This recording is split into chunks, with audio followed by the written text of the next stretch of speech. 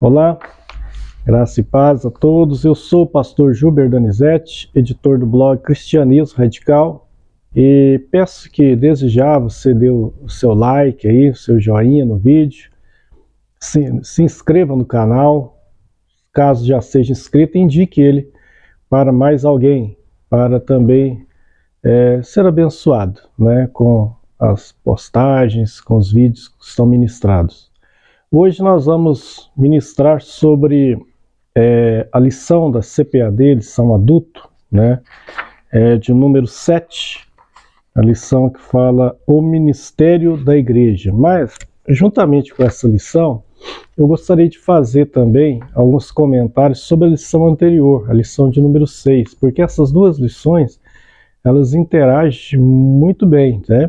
A lição 6 e a lição 7. A lição 6 foi a igreja, o organismo e organização. Então nós vamos fazer um comentário aqui misto entre as duas, interagindo as duas lições hoje. Quando se fala sobre o ministério da igreja, a gente lembra de alguns textos da Bíblia. Um é o que está citado aqui no texto áureo, que é Efésios 4:11, que diz assim: Ele mesmo deu uns para apóstolos, e outros para profetas, e outros para evangelistas, e outros para pastores e doutores. Tem alguma tradução que vai dizer mestres, né? A verdade prática diz: os dons ministeriais foram dados com o objetivo de edificar a igreja e promover a maturidade de seus membros. Veja bem que aqui o comentarista usou a expressão dons ministeriais, né? Que no caso aqui o comentarista é o pastor José Gonçalves. Então, dons ministeriais. A gente já tem que iniciar essa lição já distinguindo algumas coisas. A diferença entre o dom e o ofício.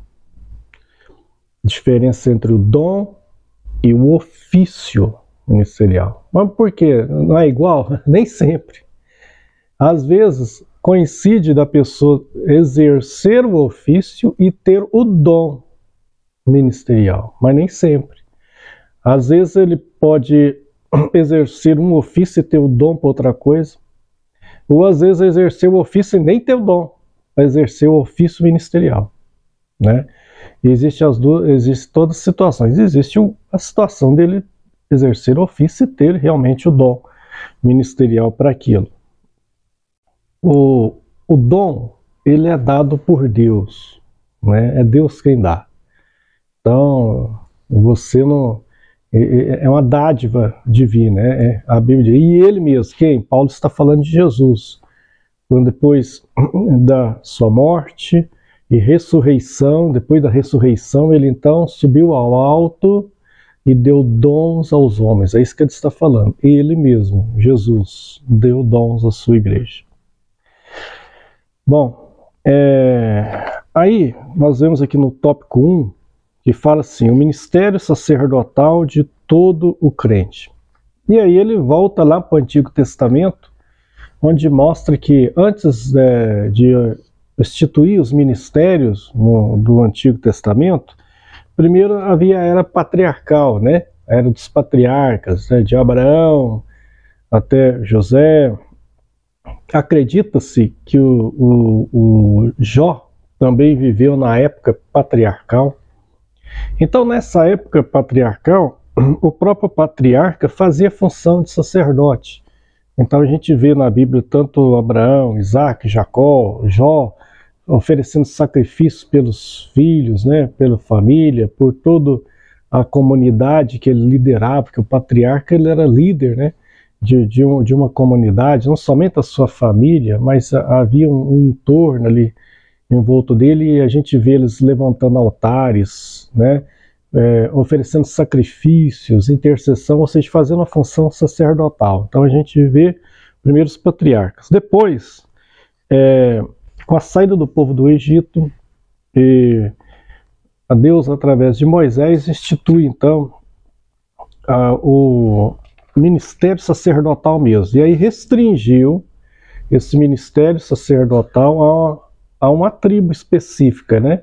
A tribo de Levi, e na tribo de Levi a família de Arão, né? Que foi escolhido para ser aquela linhagem sacerdotal, né? Então, sacerdócio em Levi e em Arão. Depois o livro de Hebreus, o capítulo 7, vai falar muito sobre isso. Então ali estava restrito, né? Então eram sacerdotes que eram ministros do culto, eles que traziam os pães asmos, né? Colocavam os pães da preposição, acendiam os candelabros, recebiam os sacrifícios, a confissão de pecado do povo, que fazia intercessão a Deus. Então o sacerdote ele era um mediador entre Deus e os homens, ele que levava os pedidos, né, e a súplica do povo, né, as confissões do povo a Deus. O profeta era outro ministério do Antigo Testamento, e o profeta era também um mediador, só que no sentido inverso. O profeta ele era a voz de Deus para o povo, então ele trazia a palavra de Deus para o povo. E havia ainda a questão do rei. Antes do rei havia a figura do juiz, houve os juízes, né, um período dos juízes, Israel, logo após a morte de Josué, inicia-se o período dos juízes. Há alguns comentaristas que chegam a acreditar a Josué, considerar Josué como o primeiro juiz de Israel. E outros já começam com aqueles que estão lá no livro de Juízes. O fato é que a época dos juízes foi uma época complicada, porque o livro de Juízes termina com uma frase meio desastrosa, né, dizendo assim, desastrosa no sentido que como vivia o povo, né, e cada um como não havia rei em Israel, e cada um fazia o que queria, o que achava melhor, quer dizer, faltava uma liderança ali unificada e cada um, né, fazia da sua forma. Depois dos juízes, aí veio a figura do rei, né? Porque os juízes eram pessoas que Deus levantava no momento de crise de Israel, né? O governo era teocrático, né? Deus governando. Aí depois veio o período dos reis. E o rei não era só um líder político, ele era ungido, ou seja, ele era um líder também espiritual, ele era o líder espiritual da nação de Israel. Tanto é que quando havia um rei bom, justo e temente a Deus, o povo também adorava a Deus. Quando havia um rei ímpio, a nação inteira desviava, né? Então esses eram ofícios do Antigo Testamento, eles eram ungidos e tal. Quando chega o Novo Testamento, surge um conceito diferente, porque no Antigo Testamento Deus falou a vocês, a nação de Israel será uma nação sacerdotal, povo eleito e tal. Chega no Novo Testamento, agora não é mais um povo, é todo o grupo de salvos e remidos em Cristo Jesus, seja judeu, seja gentio, né? Pessoas de todos os povos. E aí vem a figura no Novo Testamento, o sacerdócio universal dos crentes, dos salvos. Ou seja, todo salvo é um sacerdote. E o apóstolo Paulo chega em 1 Timóteo 2,5 e fala que agora não existe mais aquela figura do mediador que havia no Antigo Testamento entre Deus e os homens. E Paulo vai dizer, olha, agora só há um mediador entre Deus e os homens, Jesus Cristo, o homem. Então não há mais essa figura, né? Quando a gente olha assim a questão religiosa, a gente vê que em alguns lugares praticamente institui-se a figura do mediador humano, né? Isso não é bíblico, não existe mais, né? Não existe essa figura do mediador. Existem religiões, como a Igreja Católica, que chega a dizer que o Papa é o vigário de Cristo na Terra, quer dizer, o substituto de Cristo na Terra. Essa figura não é humana. A figura do substituto de Cristo na Terra, ela existe de fato, mas não é um ser humano que exerce ela. Quem exerce essa função de substituto de Cristo na Terra é o Espírito Santo. E foi Jesus que disse que era. No capítulo 14, capítulo 15 e no capítulo 16 do Evangelho de João, ele diz, olha, estou indo para o Pai, mas não vou deixar vocês órfãos. Eu vou enviar o Paráclito, eu vou enviar o substituto, o ajudador, o consolador, que vai estar para sempre convosco, que vós já o conheceis que habita convosco, é o Espírito da verdade. Então, o substituto de Cristo na Terra é o Espírito Santo. É o Espírito Santo. Não é uma figura humana. É uma pessoa divina da Trindade. É o Deus que habita em nós, o Espírito Santo. Não existe mais essa figura de mediador agora. Não existe, todo salvo em Cristo é um sacerdote diante de Deus. A figura dos profetas também eu vou falar um pouco mais à frente. E a questão, não existe essa teocracia mais, né? Falar nisso, em teocracia, muita gente anda confundindo as coisas, né? Achando que ainda existe governos teocráticos, né? E tem religiões que tem, né? A gente vê lá no Irã, lá é teocrático. É um governo islâmico teocrático. A figura do Ayatollah lá está acima das outras autoridades, né? A gente vê que existe um Estado do Vaticano. Um Estado. E o Papa é o único líder no mundo, que é a única monarquia absolutista que existe hoje no mundo, é o Vaticano. Porque é um dos menores estados do mundo, juntamente com o estado do Mônaco, com cerca de 1000 pessoas que vivem lá, é praticamente quase como um bairro de Roma, mas tem um governo, tem um secretário de Estado, é um Estado mesmo, né? É um Estado, e ele é o monarca absoluto. As monarquias absolutistas, elas terminaram no século XIX, quando vem desde a Inglaterra para cá, vem sendo as que continuam monarquias hoje no mundo, os países continuam monarquias, são monarquias parlamentaristas. É a famosa frase, o rei reina, mas não governa. O parlamento governa através do primeiro-ministro. Mas lá não, é um Estado ainda absolutista. Então, não existe essa questão da teocracia hoje, é complicado. Tem gente que tem dificuldade de entender a questão do Estado laico, né? Mas isso seria outra conversa. Então, não existe mais essa figura que antes era feita pelo rei no Antigo Testamento. No Novo Testamento, não. O sacerdócio muda também. Por quê? Porque Jesus, ele é sumo sacerdote, mas não segundo a ordem de Arão e de Levi, porque ele era da tribo de Judá. Jesus é sumo sacerdote segundo a ordem de Melquisedeque, conforme Hebreus capítulo 7 fala, ele traz a figura de Melquisedeque, falando agora, Jesus é um sumo sacerdote segundo a ordem de Melquisedeque, não segundo a ordem de Arão, né? E agora todo salvo em Cristo, ele é um sacerdote, ele pode interceder, ele pode ter acesso direto a Deus, ser um mediador. Essa questão do sacerdócio universal dos crentes ficou durante mais de 1000 anos meio apagada na história do cristianismo. A reforma protestante resgatou essa ideia do sacerdócio universal dos crentes, mas infelizmente, eu digo infelizmente, mesmo no meio protestante, essa figura muitas vezes ela é esquecida e a gente vê tentativas de se criar um mediador humano. E aí, aqui na lição, aí agora ela fala uma doutrina bíblica confirmada no Novo Testamento, né? O Novo Testamento apresenta o sacerdócio da Antiga Aliança como um tipo de Cristo, Hebreus capítulo 8, versículo 1, que operou o derradeiro sacrifício pelos pecados do povo. Assim, não mais uma família, tribo ou nação é detentora do sistema sacerdotal. Presta atenção no que está escrito aqui. Assim, não mais uma família, uma tribo ou nação é detentora do sistema sacerdotal. Agora é a igreja que constitui o sacerdócio universal de todos os crentes. 1 Pedro 2 e 5, Apocalipse 5 e 10 e a profecia de Jeremias 31 e 34.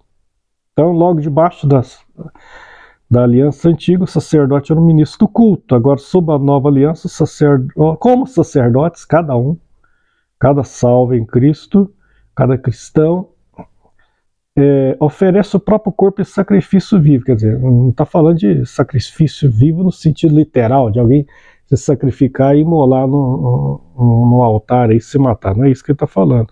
É o sacrifício do serviço, do louvor, né, da adoração a Deus, né? Ministrando o louvor como fruto dos lábios, né? praticando a misericórdia, porque Jesus falou, vocês estão esquecendo que lá no livro dos profetas, no livro de Oséias, está escrito, misericórdia quero e não sacrifícios. O sacrifício que vocês oferecem eu estou rejeitando, porque vocês esqueceram a misericórdia, a bondade sobre as pessoas. Proclamamos a virtude daquele que se chamou das trevas, uma doutrina bíblica resgatada pela reforma protestante, né? Então, é o que eu falei isso, né? A reforma resgatou esse conceito. Agora nós vamos falar sobre a estrutura, o item 2, ministerial do Novo Testamento. O ministério quintuplo. Então, Efésios 4:11 diz que Deus pôs na igreja apóstolos, profetas, evangelistas, pastores e mestres, né? Então o ministério cumpriu os dons ministeriais. Aí agora eu vou voltar na lição 6. Por quê? Porque a lição 6 falou que a igreja ela é um organismo e também uma organização, né? Ela é um organismo, por quê? Porque um organismo é um conjunto de órgãos que constituem um ser vivo. O corpo, assim como o corpo tem diferentes funções, seus órgãos e membros, né? Metaforicamente, a igreja é definida como corpo de Cristo, 1 Coríntios 12:27, um organismo vivo cujo cabeça é Cristo, Efésios 5:23. Assim, um corpo funciona pela harmonia dos seus membros e também a igreja, 1 Coríntios 12:12. A igreja como organização. Então, a igreja, desde o início, ela teve uma organização. Eu estou falando isso porque a gente vive hoje no momento em que tanto o censo nos Estados Unidos como no Brasil fala que hoje existe um grande número de pessoas que se identificam como sem religião. E dentro desses sem religião, alguns como sem igreja. E nesse grupo existem os famosos desigrejados. É aqueles que falam, não, no Novo Testamento não tem organização, não tem templo, não tem ministério, né? Nós servimos direto a Cristo. Isso é perigoso, porque lá no Novo Testamento já havia um grupo que não queria se submeter a liderança nenhuma, a instituição, a organismo nenhum. Você vê que lá na 1 Coríntios capítulo 1, Paulo fala que a igreja de Corinto tinha algumas divisões. Tinha uns que diziam que era de Cefas, de Paulo, de Apolo e os de Cristo. Esses de Cristo, complicado, quer dizer que eles não submetiam a ninguém, somente a Cristo, né? Então isso aí não é muito novo não, essa história. Mas se a gente for ver, a igreja, ela tinha uma organização no Novo Testamento simples, mas tinha. Quando Jesus está exercendo seu ministério, ele já escolhe 12 para ser apóstolos, né, para estar ali junto com ele, liderando o povo. Quando ele vai multiplicar pães, ele pede para dividir, fazer o povo sentar de 50 em 50, né, para melhor distribuir. Então, tudo questão, uma organização simples. Quando ela inicia, a gente vê o colégio apostólico liderando a igreja, e depois instituindo obreiros, que a igreja vai crescendo em Jerusalém, depois fora de Jerusalém, no princípio com judeus, depois com gentios, e vai sendo Jesus realmente não deixou uma igreja institucionalizada, porque o seu ministério foi 3 anos e meio, mas houve a necessidade de se estruturar isso. Então você vê no capítulo 6 de Atos, por exemplo, Jesus não deixou diáconos, mas a igreja teve que criar diáconos no capítulo 6 de Atos, porque houve uma necessidade social no atendimento de viúvas helenistas, das viúvas dos nascidos lá na Palestina. Estava havendo uma distribuição. Criou-se o ministério diaconal, né, de servir as mesas, enquanto os apóstolos ficavam na oração no ministério da palavra. Então, criou-se. Depois surge a figura dos presbíteros. Essa presbítero, você pensa que isso aí foi um nome dado, né, pelo céu. Não, presbíteros era um nome que existia na Grécia Antiga. Assim como a igreja, não foi um nome que Jesus inventou. Jesus usou um termo que já existia no mundo grego, a eclesia, né? E até no Antigo Testamento, a assembleia, né? Então, quando ele fala, estou fundando a minha igreja, em Mateus capítulo 16, ele falou, estou fundando a minha eclesia, né? a minha assembleia, né? O meu grupo, era um termo que já existia. As assembleias, Os eclesia era quando os gregos se reuniam na praça, e deles que vem o conceito da democracia, governo do povo, para decidir questões relacionadas à cidade. Né? Então é uma eclesia, uma assembleia. Jesus usa esse termo, porque Jesus viveu no mundo grego-romano. E ele diz, eu vou fundar a minha igreja, a minha eclesia. Presbíteros também eram figuras, eram anciãos. No Antigo Testamento a gente via os anciãos, né, que lideravam as cidades e até tribos.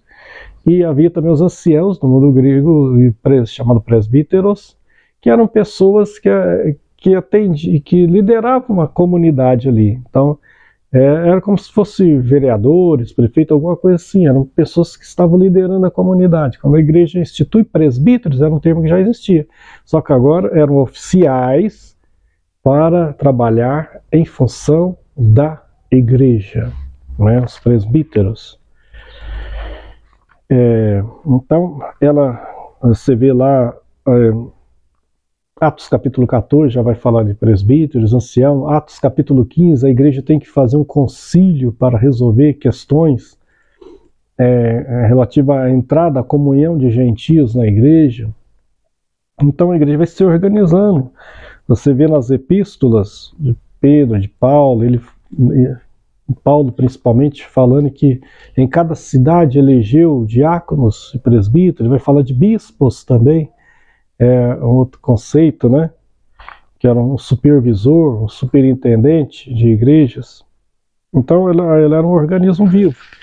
Com o tempo, essa estrutura teve que ser mais organizada, no sentido até perante as leis vigentes do país. Então, hoje, uma igreja ela tem que ter um estatuto, né, que é o seu ordenamento jurídico básico, onde está definidas as atribuições, direitos e deveres dos membros e ministros e todo, questão de patrimônio, de aquisição, de solução de patrimônio. Então, tem que ter um estatuto, ela tem que ter um regimento interno.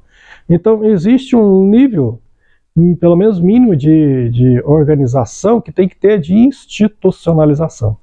Agora, quando se exagera nisso e fica só uma institucionalização fria, formal apenas,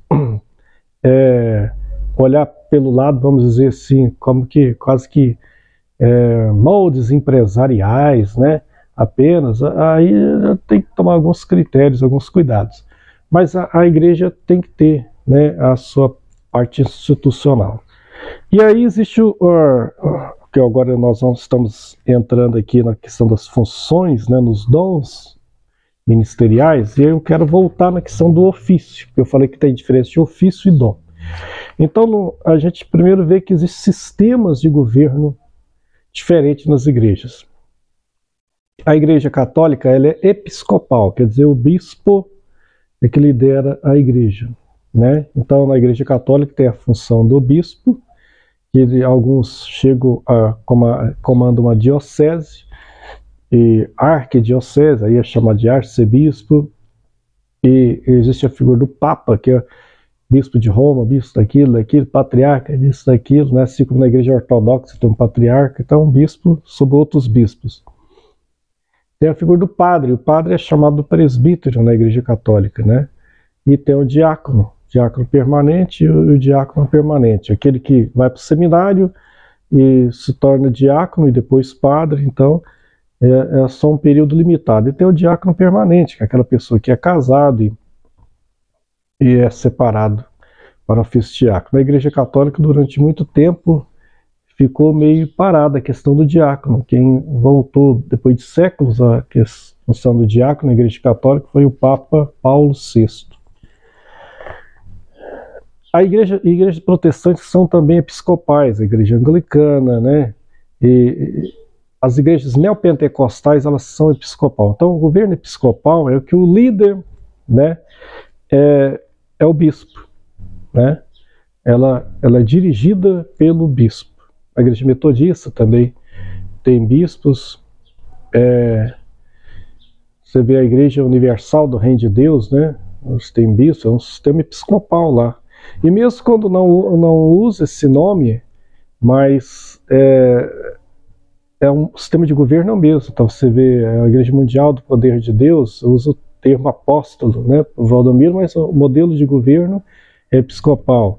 A Igreja Internacional da Graça, missionária R.R. Soares, mas o modelo de governo é episcopal. A Assembleia de Deus, ela tem um modelo também episcopal. Ela não começou episcopal. Ela começou um pouquinho episcopal e mais congregacional, porque devido que ela começa mais como batistas, né? Começou no meio batista, depois eles saíram. Então ela adotou durante muito tempo a Igreja Assembleia de Deus foi mais congregacional do que episcopal. Mas durante os anos, da década de 30 em diante, ela começou a se tornar mais episcopal. Ela ainda mantém algumas características congregacional. Ela ainda mantém eleição para alguns cargos, né? Então, ela ainda decide algumas coisas em assembleia, então ela ainda mantém algumas características, mas não tem bispo na Assembleia de Deus. Ela não tem o cargo com esse nome, mas existe o cargo. Se você ler vários livros e material acadêmico que existe sobre a história das Assembleias de Deus, tem vários, né? A própria CPAD tem livros muito bons sobre a história da Assembleia de Deus, Israel Araújo, Silas Daniel, e temos autores como também Gideon Alencar, Paul Freston, que falam que na Assembleia de Deus, todos eles são unânimes, a figura do pastor-presidente faz a função de bispo na prática, porque o bispo era um supervisor de igreja, um superintendente de igrejas. Então, nesse sentido, é episcopal. No Brasil, nos Estados Unidos, a Assembleia de Deus norte-americana, ela tem um sistema de governo mais presbiteriano. Ela não é presbiteriana, é o sistema de governo. Aí o sistema de governo presbiteriano é o que os presbíteros governam a igreja, né? É eles que escolhem quando o pastor vai para um lugar, quando ele tem que fazer a transferência dele, é o governo dos presbíteros. Eles decidem toda a administração, o sistema financeiro da igreja, é o presbítero. O pastor é o líder mesmo eclesiástico, mais espiritual, e sendo também um presbítero, na verdade, né? E lá está o sistema presbiteriano, é o presbitério que decide que governa a igreja. O sistema congregacional é a assembleia dos membros que elege pastor, escolhe pastor, decide sobre a igreja. É o sistema batista. O sistema presbiteriano, não somente a igreja presbiteriana utiliza ele, mas também outras denominações. Então esses são os 3 sistemas de governo de igreja que existem. E aí nós voltamos lá, agora no tópico 2, falando sobre o ministério de quintuplo, porque no Novo Testamento a gente vê a figura do bispo. Então você vê Paulo dando instrução como escolher um bispo, os critérios, 1 Timóteo capítulo 3. Então havia o bispo, ele era um presbítero, mas que liderava várias igrejas. Havia o presbítero, e havia distinção entre presbíteros, se você for olhar lá no 1 Timóteo. Havia os que trabalhavam na palavra e na doutrina, Paulo fala, eles tinham que ter maior honra, segundo ele, duplicata a honra. Então os presbíteros eram como se fossem pastores, e havia os diáconos, esses eram os ofícios do Novo Testamento. E os diáconos cuidavam da área social, conforme Atos 6, mas alguns se distinguiam também na pregação, como é o caso de Filipe e de Estevão. O pastor aí é um dom, né? Então o presbítero e pastor eram praticamente sinônimos em ancião. Com o tempo, as igrejas ou mantiveram isso, ou existem denominações, como é o caso da Assembleia de Deus, que em 1937 houve uma convenção que eles entenderam que o presbítero não era bem sinônimo, ele era uma função hierárquica abaixo do pastor. Então, na Assembleia de Deus, temos em alguns lugares fala assim, auxiliar ou cooperador, conforme a região do país, diácono, só que o auxiliar ou cooperador é uma função auxiliar provisória, ele pode ser esse ano, pode não ser o ano que vem. Já a partir do diaconato, ele é uma função ministerial, então ele é sagrado, consagrado, conforme se diz.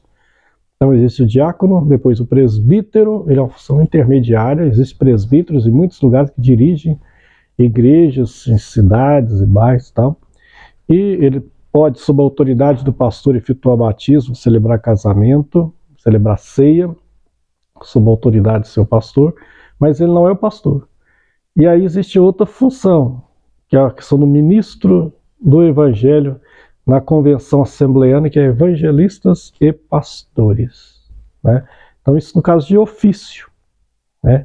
Agora na questão de dom, aí é diferente. Agora nós, para irmos para o fechamento dessa lição, nós entramos na questão da estrutura ministerial do Novo Testamento, agora na questão dos dons ministeriais. Primeiro eu falei dos ofícios do ministério do Antigo Testamento, Novo Testamento, o ofício, né? Diácono, presbítero, bispo, seus equivalentes, as suas nomenclaturas atuais. Mas agora o dom. Então a igreja, Paulo fala, Deus deu uns para apóstolos. Então a igreja está fundamentada no fundamento dos apóstolos e dos profetas, diz Paulo no livro de Efésios. Então o apóstolo, ele era aquele que era o enviado, né? Jesus escolheu 12 apóstolos, mas você vê no Novo Testamento outras pessoas que não eram dos 12 e que também foram chamadas de apóstolos. No capítulo 16 da carta aos Romanos, Paulo cita outras pessoas lá que não são, fora essa carta, não são nem conhecidas, né? No restante do Novo Testamento ele fala e que eram apóstolos antes de mim. E ele cita os nomes deles, mas não eram dos 12. Então, para ser apóstolo, ele tinha que ter alguns critérios. Atos capítulo 1, depois da morte de Judas Iscariotes, Pedro praticamente elenca os critérios para escolher um apóstolo, quando foi escolhido Matias, no lugar de Judas. Então ele fala, tem que ser alguém que testemunhou desde o início, desde o batismo de João Batista, o ministério de Jesus, ou seja, tem que ser alguém que viu, que andou com Jesus, né, no seu ministério terreno. Tinha que ter sido assim. E também e depois ser uma pessoa utilizada na área de sinais e maravilhas. E aí, então, esse era o critério. O apóstolo Paulo foi um critério à parte, né? Em 1 Coríntios capítulo 15 ele fala que ele também, no capítulo 9 de 1 Coríntios, ele fala que também tinha o direito de ser chamado apóstolo. E no capítulo 15 ele também reafirma que ele foi chamado fora do tempo, como um abortivo, como um nascido fora do tempo. Então ele fala, olha, eu também posso ser chamado por apóstolo por dois motivos. Primeiro, porque eu também vi Jesus. Ele não andou com Jesus no ministério terreno, mas ele viu Jesus na estrada de Damasco, né? Cristo lhe apareceu. Eu sou Jesus, quem tu persegues. Segunda coisa, ele fala pelos sinais. O ministério de Paulo teve sinais extraordinários, só comparáveis ao do ministério de Pedro, né? Então, um apóstolo. Mas esse período de ministério apostólico como um cargo, que na época não era somente um dom, mas era uma função mesmo, né? Que havia dos apóstolos, elas terminaram no século I, com a morte do último apóstolo de João. Mas você diz, mas não é Cristo que deu apóstolo? Existem apóstolos hoje?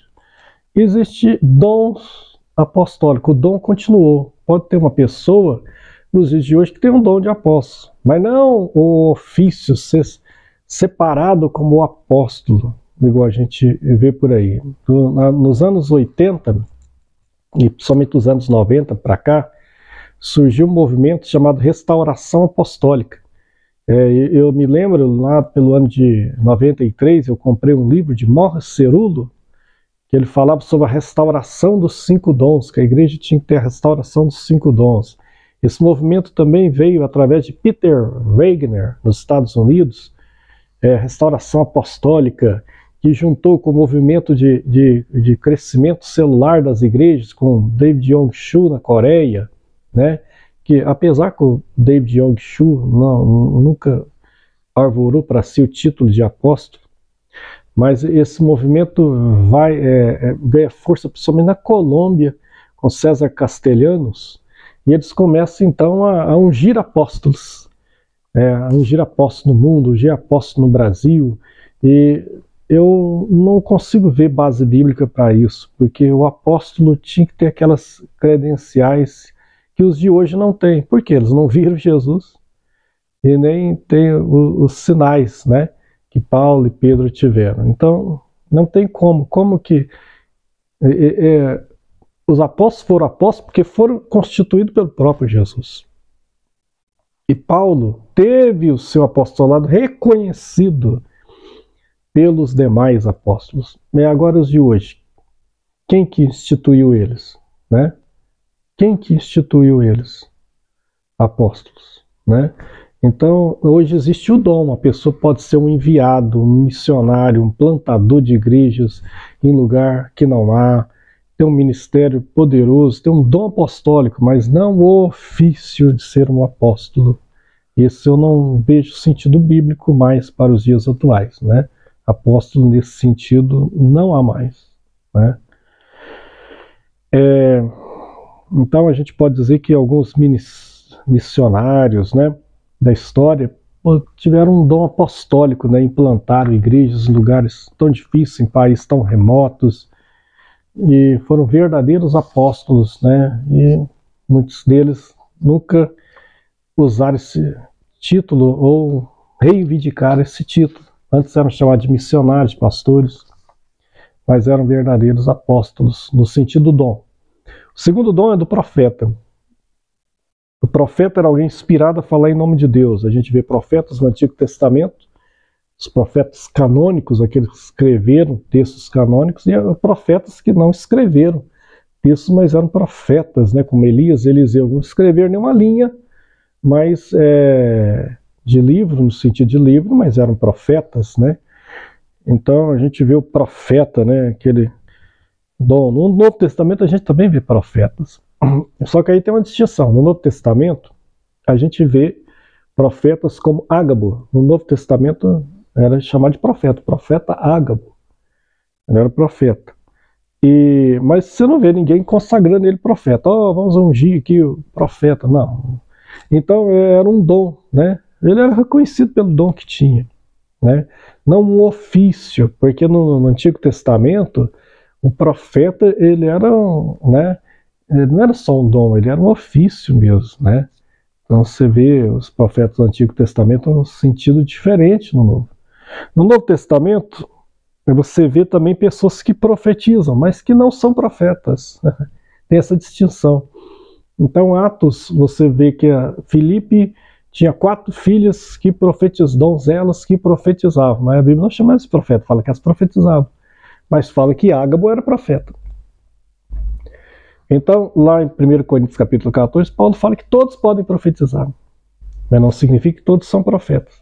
Eles podem profetizar, o dom da profecia. Agora, o profeta é alguém especificamente que Deus levanta para exortar, para consolar, edificar a igreja, e pode também trazer uma palavra sobre o futuro. Um profeta pode. Mas, como eu disse, não é um profeta no sentido do Antigo Testamento, porque no sentido do Antigo Testamento também não há mais. Então Jesus falou assim, olha, a lei e os profetas duraram até João, né? Então naquele sentido não há mais, mas há profetas no Novo Testamento, mas que não são profetas canônicos. Essa é a diferença fundamental do profeta do Novo Testamento e do profeta do Antigo. O profeta de hoje. A Escritura Sagrada, a Palavra de Deus, ela foi concluída em Apocalipse, no livro de Apocalipse, né, os livros canônicos. Então essa é a palavra revelada, é a palavra que é a nossa regra de fé.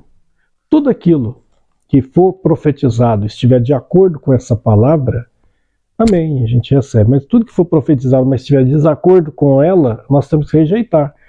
Porque isso aí foi proferido por um falso profeta. Ele chocou com a palavra de Deus. Ele tudo quer trazer uma revelação fora da Bíblia, ou querer tirar alguma coisa da Bíblia. Então, a palavra de Deus que é o nosso fundamento, é a nossa maior profecia. É claro que existem profecias, a função é exortar, edificar e consolar, conforme 1 Coríntios capítulo 14. Mas ela não pode substituir ou trazer algo que seja estranho à palavra de Deus. E ela ela não é canônica, essa profecia ela pode ser julgada. O apóstolo João fala para julgar se os espíritos procedem de Deus. Em 1 Epístola de João, capítulo 4, no 1 Epístola de Paulo, de Coríntios, capítulo 14, Paulo fala para julgar os profetas. Uns ouvem e os outros julguem. Então ele pode ser julgado. Diferente da palavra de Deus, que é a palavra de Deus, né? Já está aqui firmada e fundamentada. Mas o profeta de hoje ele pode ser julgado. Julgado como? Pela palavra de Deus. Aí tem a figura do evangelista, alguém cujo ele é centrado na salvação de almas, em pregar, né? Então a gente vê Filipe um evangelista, Estevão um evangelista, a gente vê evangelistas no Novo Testamento. Então ele é um dom. E existe a função de evangelista em diversas denominações, tem o cargo de evangelista também. Mas é como eu falei, nem sempre o cargo casa com a função. Tem pessoas que têm o cargo de evangelista, mas ele não é um evangelista. Ele não é. Ou ele é um bom diácono, ou até um bom presbítero, mas não um evangelista, né? Ele não é um ganhador de almas, um pregador. Ele não tem um dom, mas tem um cargo. E existem pessoas que não têm um cargo. Às vezes ele é um auxiliar, um cooperador, mas é um evangelista. É um evangelista nato, um dom de Deus, né? Depois, pastores e mestres. Isso equivale para todas as outras funções e cargos. Sim, também pastores. Tem pessoas que não têm um dom de pastor. Não tem. Mas tem pessoas que têm, né?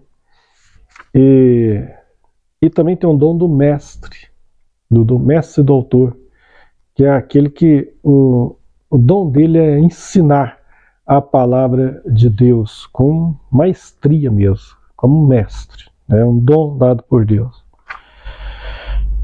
Os serviços dos diáconos e presbíteros no Novo Testamento, né? Então a gente vê a palavra diáconos, diaconel, né? no grego, 37 vezes no Novo Testamento. Aliás, 37 ao longo do nosso Novo Testamento. E presbíteros também aparece muito. As qualificações para essas funções, qualificação moral. Para exercer essas qualificações ministeriais, Paulo, tanto na carta de 1 Timóteo capítulo 3, como Tito capítulo 1, ele fala que ele tem que ser pessoas não apegadas ao dinheiro, ou seja, não avarento, seja alguém que não possua acusação válida, aí por isso que ele fala irrepreensível, quer dizer, ter uma vida pessoal ilibada, acima de qualquer acusação legítima de algum escândalo. Porque senão ele vai manchar o ministério, se ele não tiver essas qualificações. Então, questão moral, né, familiar, marido de uma só mulher, não espancador, não dada